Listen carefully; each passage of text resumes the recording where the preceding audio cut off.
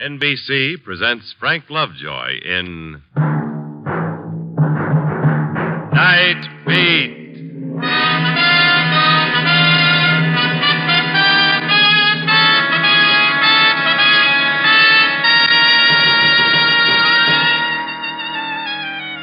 Hi, this is Randy Stone. I cover the night beat for the Chicago Star. I guess it's the unpredictability of night that catches hold of you and takes you with it. You never know what you'll find in the night or who you'll meet and what stories they'll tell. There are as many stories as there are people. All kinds of stories and all kinds of people. Gentle stories sometimes, and where you least expect to find them, brutal stories. Hidden behind as innocent a facade as the one which fronts the Welcome Mission on Skid Row.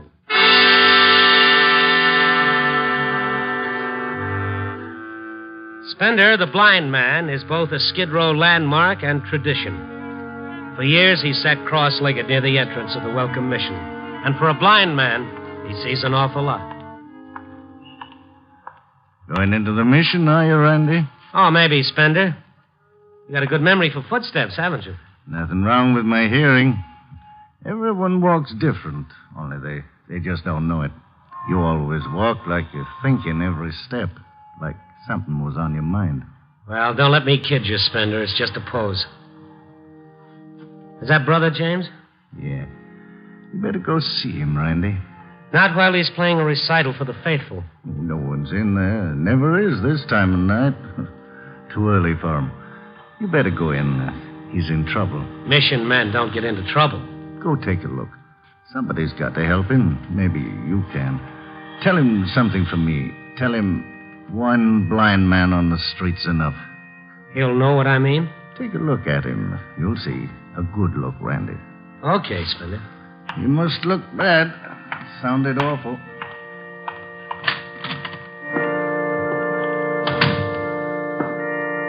The Welcome Mission was row on row of empty chairs. And Brother James, his back to me, was playing the organ. He didn't turn around when I came in, just faced the empty music stand and kept on playing.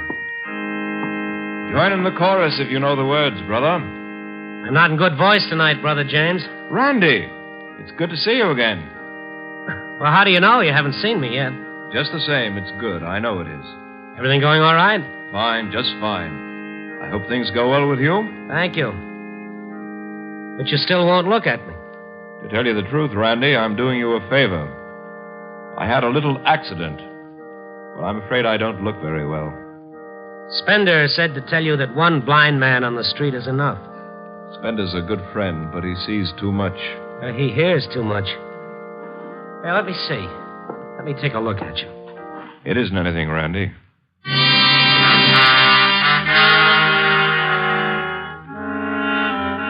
I turned Brother James' face toward me.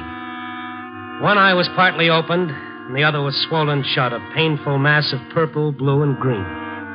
And the welts on that side of his head stuck out like baseballs. He didn't look human. He was a beaten pulp. It made me sick.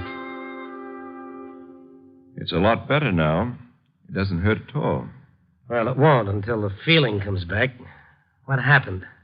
Don't tell me you bumped into a door. I wouldn't lie to you, Randy. And who did it and why? Sometimes it's best to say nothing. To turn the other cheek and say nothing. Well, if you'd turn the other cheek, you wouldn't be able to talk. I don't expect you to understand my ways, Randy. But they are my ways. You must respect them. Who did it? Spender said it sounded awful. Sometimes the path of righteousness is difficult. Sometimes it's tortured and hard to understand. Do you understand? Yes, I think I do. Spender says you're in trouble. I must find some way to set his mind at ease. Well, okay, Brother James, you know your business. Go your way in peace, Randy. Yeah. Thanks. I finally find them, Brother James. 5 dozen ping-pong balls. Oh, you would not believe the trouble that Oh. Hello, Mama Rizzo. Oh, Randy. I did not notice you. Randy was just leaving, Mama Rizzo. There is no more trouble, is there? He has not come again. Who, Mama? What trouble? Does he know, Brother James? Everything's all right, Mama. It's good he has not come again. Next time I will kill Mama, him. please. Who, Mama? Who will you kill and why? Oh, no. I have said too much. I go now. I will come back later, Brother James. Wait, Mama.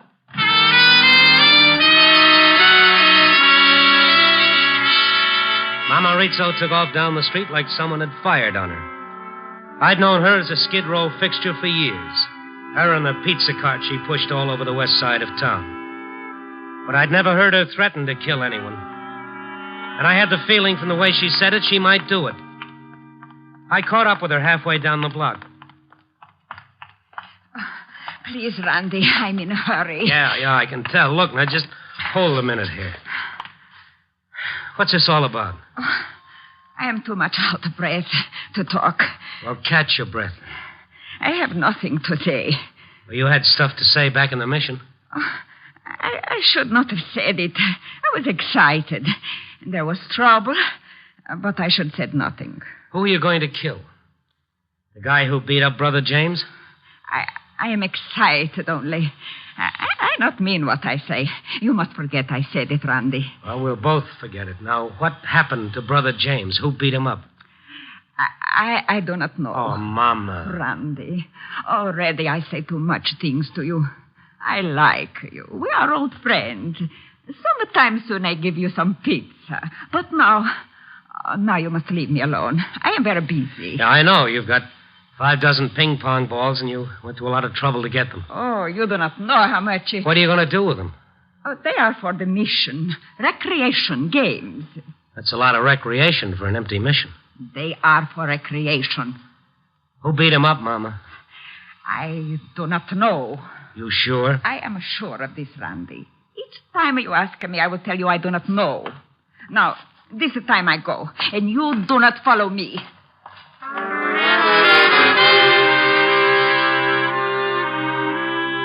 Spender was wearing a knowing smile when I walked back near the mission. There wasn't any triumph in it. It was just his way of showing me he knew that I wasn't getting anywhere. Like the rest of Skid Row, Spender operated under a well-defined but peculiar set of rules. There was justice in them, but Spender was no informer. He trusted me, and I had to trust him. Mama Rizzo isn't ready to talk, Randy. Well, you could have saved me the 50-yard dash. I'm not in condition. You saw Brother James? Yeah, and he looks just like it sounded. Awful. I thought so. It took a long time. Well, who did it? I don't know. Look, Spender, you're the one who told me he was in trouble. Give me a break. I tell you, Randy, I really don't know. It happened quick, in the alley back of the mission. I was here. No one came this way. Whoever did it went the other way when it was over. It took a long time. Yeah, you said that. What was Brother James doing in the alley? Instinct keeps me out of all Skid Row alleys. There's a back entrance to the mission. He went to lock up for the night a couple of nights ago. Someone was waiting for him. A while back, you said it was too early for anyone to come to the mission. They come later, you said. About 2 a.m. Everyone comes. The winos, the flops, Mama Rizzo, everybody. They troop by me and go in. Why? What happens at 2? I don't know, but they stay a long time. Nobody plays the organ. Nobody sings. I don't hear them after they go in the door. Well, how long do they stay after they all go in? Shh. Wait a minute.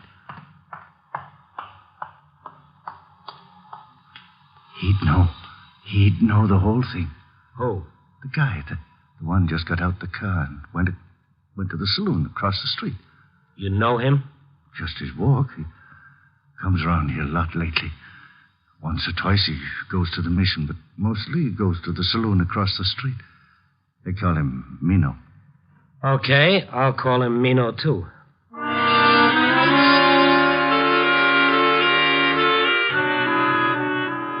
The saloon across the street was regulation. Dark, musky, a few tables you could stumble over if you didn't watch your step, and a few winos as conveniently located. The man called Mino sat at a bar side saddle looking across the street toward the welcome mission. He was dressed a little sharp, big, thick-looking, with no expression in his eyes. He wasn't surprised when I sat down beside him. Another shot, buddy. Are you drinking, buddy? No, buddy, I'm not. Just leave the bottle. Buddy, You look like a guy with something on his mind. Well, good for me. A friend of mine got his head beat in a couple of nights ago, Mino. You look like a guy who might know something about it. Good for me. Well, buddy, I'd be willing to suppose a little with you about your friend. All right, go ahead. Let's take a real wild shot. Figure your friend is the soothsayer type, huh? Maybe pumps an organ at the mission, say, and saves a soul here and there. Let's call him Brother James. Why not? As long as we're supposing. Now, to my way of thinking, a guy don't generally get in trouble if he sticks to his own line. But if he overlaps a little here and there, he can get himself some rough treatment. Believe me, buddy, I've seen it happen. No kidding. Yeah. Now, your friend, Brother James, he should stick to soul saving. That's his line. And maybe you got a line, too, buddy, huh, that you ought to stick to? Yeah, but back to Brother James.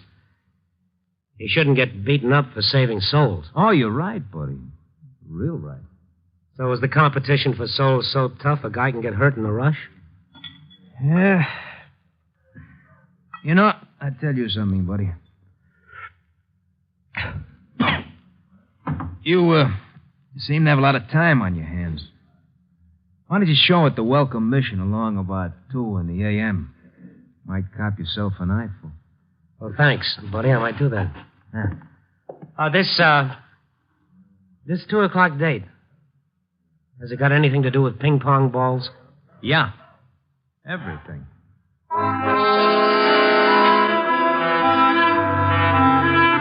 2 o'clock in the morning.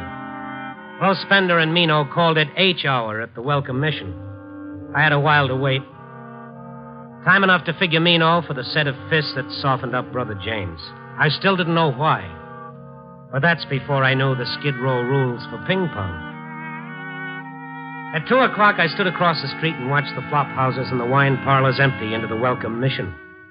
A little bit later, I followed the crowd. The chairs were still empty in the big room where Brother James had played the organ, but a shaft of light and some curious sounds were coming from a back room. I started for it, and suddenly there was someone at my side. Take me along, Randy. Tell me what you see. Sure, Spender. Only keep it low. Big crowd, eh, Randy? Everybody, like I said. Yeah, well, maybe they won't notice us. All right, brothers, you've fought your cards. We'll turn the wheel again.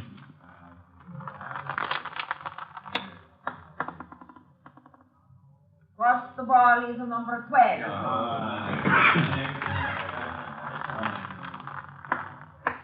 What is it, Randy? It's a policy wheel, Spender. Brother James is running a policy wheel. Holy Toledo, in the back of a mission. Policy wheel? That's like the numbers racket? It's the same deal. This is a big cylinder. Brother James grinds the handle on it, and when he stops, a ping-pong ball with a number on it drops out the slot in the bottom. Mama Rizzo calls off the number, and the guys check it off on their cards. Like Number bingo. 3. Just like bingo. Yeah, that's right, Spender. Only policy wheels are run by the syndicates. A multi-million-dollar racket. Hold everything, brothers. We seem to have some visitors, Mama Rizzo. Randy. Run, Mama Rizzo. Get the book. Someone heaved a pineapple through the window off the alley. I shoved Spender through the door, and the last thing I saw, with guys climbing over each other trying to get out, was Mama Rizzo clutching a big black book and heading out the alley entrance.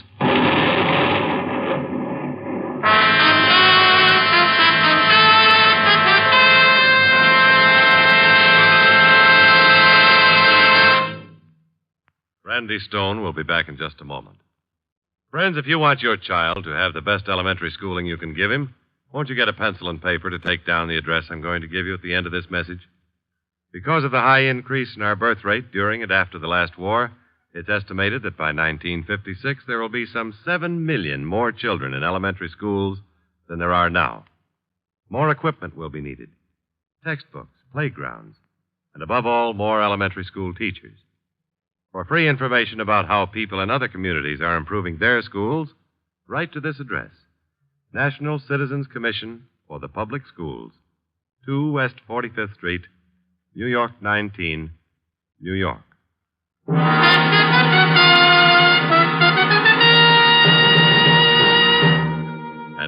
now, back to Night Beat and Randy Stone. I lost Spender somewhere in the confusion. When the blast was over, I picked myself off the floor in the big main room of the mission. The place was deserted. If any of them were hurt, they took their wounds with them. All except Brother James, who might have run, except that he caught most of the blast. I called the police and went with them to the emergency hospital. After a while, Lieutenant Cass came out of Brother James' room, and I was waiting for him.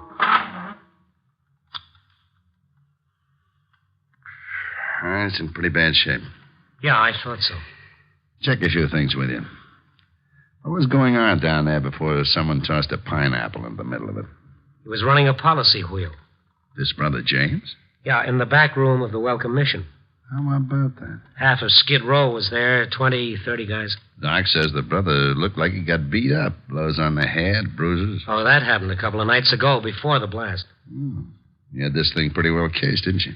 Well, I got a tip that Brother James was in trouble, that's all. You got tipped right. He sure is. There's a guy named Mino something mixed up in this. He was on Skid Row tonight.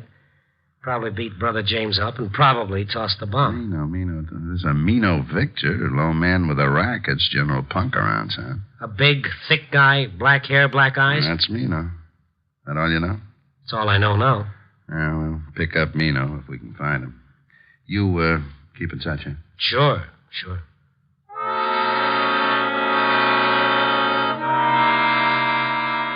Skid Row was quiet when I got back. Spender was the only familiar face in sight. We went back into the Welcome Mission and picked our way through the rubble of old bricks and splintered wood and ping-pong balls. Brother James' policy wheel had been blown to bits. Still smells hot and powdery. Looks pretty bad, doesn't it, Randy? That's pretty bad. It's a wonder some of us weren't killed. We still might lose him, Brother James. Yeah. Spender, it's cockeyed. We got a lot of elements here that just don't mix. Brother James and the policy wheel. Homemade bombs and the Welcome Mission. They just don't go together. You saw, I heard. They went together all right. Yeah, I know, but I've known Brother James for 3 years. He always seemed like a right guy, a fellow who was dedicated to his work. He's done a lot of good on Skid Row, and that's not easy. Well, you saw him running the wheel. You saw his head bashed in. Yeah, I know, but it still doesn't make sense. You know, Randy, sometimes I'm glad I'm a blind man. You don't have to see things you don't want to see. You can't take a man at his face value if you can't see his face. Have you got it all figured, Spender? No, I don't think so. Brother James is, how old would you say? Oh, late 40s, I guess, somewhere in there. Late 40s, and you've known him 3 years. Not very long in years to know a man. What are you saying, Spender? Just, how well do you know Brother James? Did you know him well on September 18, 1948? I didn't know him at all then. Might help if you knew him then. September 18th, 1948. What happened then? Smart newspaper fella like you can find that out, Randy. Maybe it's no good, but you find out for yourself. I'll find out. I'll be around if you need me, Randy. Oh, how about Mama Rizzo? You seen her? I haven't even heard her. I'll be at the Star, Spender. If you get a line on her, give me a call. Sure, Randy. Glad to.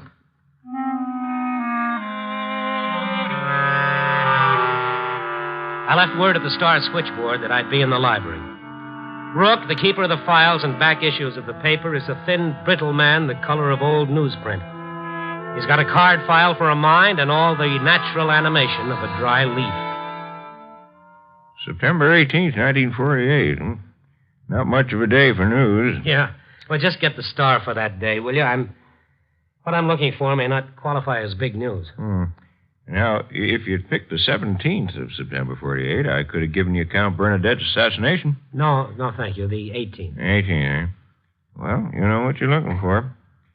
Oh, seems to me there was something on the 18th. Just get the file copy down, will you? I'll look for the story. Had something to do with Burma. Oh, I know. They declared a state of emergency throughout Burma that day after the assassination of U Tin Tut. Swell. He was a former foreign minister of Burma, you know. Oh, Rook, please, get the file copy. Your storehouse of facts impresses me, but I need the paper. Oh, sure.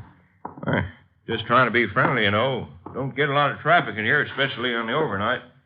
Well, it gets lonely. Well, next time I'll bring some of the boys. We'll play a little poker. No, thanks. Casino's my game. Casino or flinch? There you are. Thanks. Here we are. September 18, 1948. Well, it isn't on page 1. Oh, yes, it is. Last column on the right. Uh-oh, where? Right there. U. Tintut assassinated. Burma declares state of emergency. Honest, Rook. That isn't the story I'm looking for. Huh? Well, okay, it's your problem. Yeah. Well, there's a familiar face. Huh? James Freeland sentenced in Numbers Racket cleanup. Contact man for syndicate receives light sentence for part in policy wheel racket. Well, that's Brother James, all right. Oh, is it now? Not much resemblance. Well, there shouldn't be any. Well, he couldn't be such a bad chap. Says here he's going to repent, you see? Will spend his confinement repenting, and when he gets out, he'll do things differently. Yeah, he did, too. That's exactly what he did. I'll get it, Rook. I'm expecting a call. Hello. It's Spender, Randy. Yeah, Spender. Something's going on down here. A few minutes ago, Mino's car stopped across the street. He went up in the hotel above the saloon where you saw him.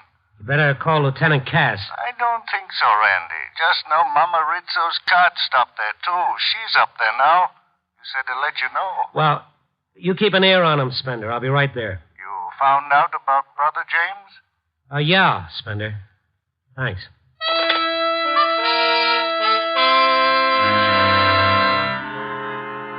Mama Rizzo's pizza cart was parked in front of the dingy hotel when I got there.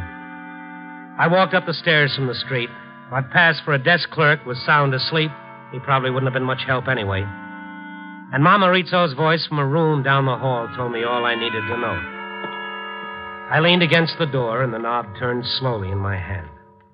You crazy dame. Put the rod down. Somebody get themselves hurt. Somebody will get himself killed, Mino. Already you get by with too much. Look behind you, dame. I got a buddy. I don't take my eyes from you, Mino. Come on, Mama. I better give me the gun. It might go off. Randy, no. No, give it to me, Mama. No. Thanks, buddy. You're a big help. Randy, no, he's running. He will get away. Well, let him go.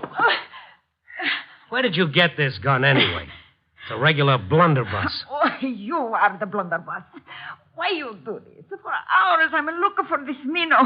Finally I find him. Then you come. Why you do this? Don't worry about Mino. The cops will get him. They're all looking for him. Oh, if he kill Brother James, I will kill him. Brother James isn't dead yet. Do you know who is this Mino? He's from the syndicate. They have things all their own way until Brother James took over. It's a racket. It's illegal. And you and the rest of the poor chumps along Skid Row go for it just because Brother James plays hymns and runs the mission. Oh, you do not understand. He was convicted and sent to jail once for being part of the same racket Mino's in. Did you know that? He is a gentleman. He's do good. Here, in this book, it shows he's do good. Oh, this is the book you died for just before the mission blew up. Let me take a look at that. Oh, no, you will not see the book. No one will see it. I better have it, Mama. There now, that's all right now. That's better. Now, let's see all the good that's in this book. Oh, I do not think I like you very much, Randy. I don't like much about the whole deal, Mama Rizzo. Not much at all. Oh, yes, there's a lot of good here. You know what this is? This is an elaborate record by the day with totals by the week. A Brother James take from every one of the suckers on Skid Row. Oh, you do not understand. Nickels, dimes, 20 cents here, 35 cents there. It adds up, Mama. Oh. 20, 30 guys playing the game a night. That's hundreds of dollars in a week. Oh, no. What do you mean I don't understand?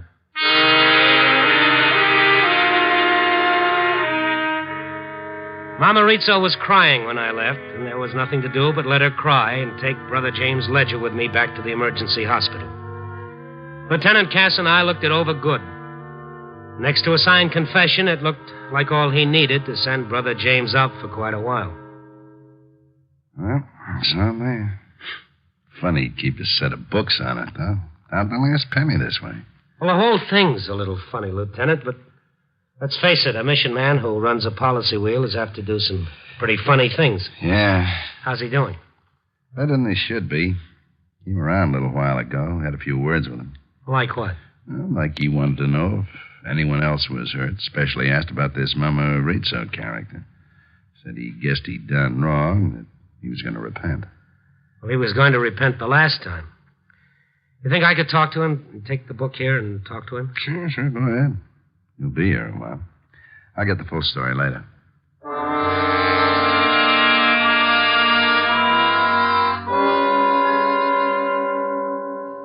You say you've brought the book with you, Randy? Yeah, right here. You've shown it to the lieutenant, I suppose. Sure. That's good. I'm glad. I feel much better now. Well, how about inside? Don't you feel a little crummy inside for taking in those characters on Skid Row? That's pretty crummy using the mission as a front. I suppose it's hard for you to understand, Randy. But a man must work with the tools at hand. At work, he knows. Well, you were faithful enough to your tools. Policy wheels are all friends of yours. You see, you don't understand. I thought the book would make you understand. What, the ledger? It did. Don't you see, Randy? I built the wheel to protect the men on Skid Row. From themselves and from the syndicate. I couldn't keep them from playing the policy wheel. Mino had a big hold on them. So you built your own and went in business for yourself? Not for myself. For the men. My policy wheel worked a little different than Mino's. That's what it shows in the ledger. The figures there are not what the men paid me, but what I paid them. You paid them money? Not money very often. Money buys wine. No, Randy. I paid them in food. Overcoats in the winter. Doctor bills, that sort of thing. I guess you'd call it a sort of mutual benefit society. Well, I'd like to believe that. Ask the men. Ask Mama Rizzo. Perhaps I was wrong using the means I did. But a man does what he can, Randy. In his own way.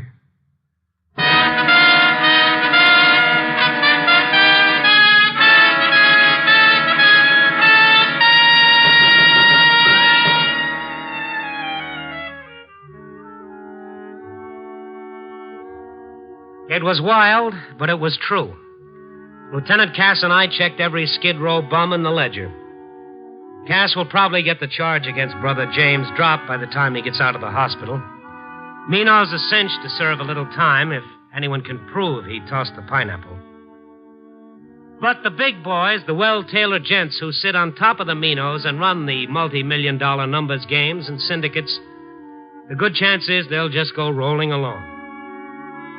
If you find it hard to stomach a mission man running a wheel for the benefit of the down and outers, try thinking a while about what the big boys get by with. And see how that sets in your stomach. Copy, boy.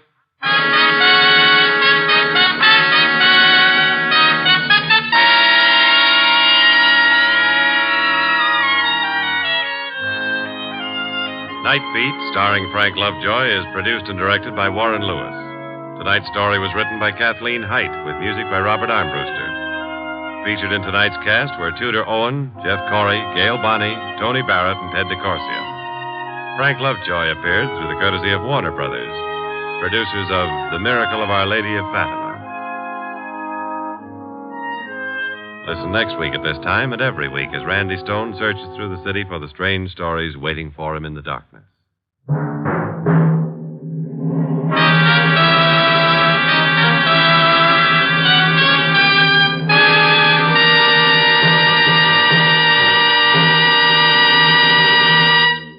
Night Beat came to you from Hollywood.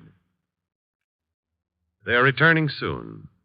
Hear Fibber McGee and Molly on NBC.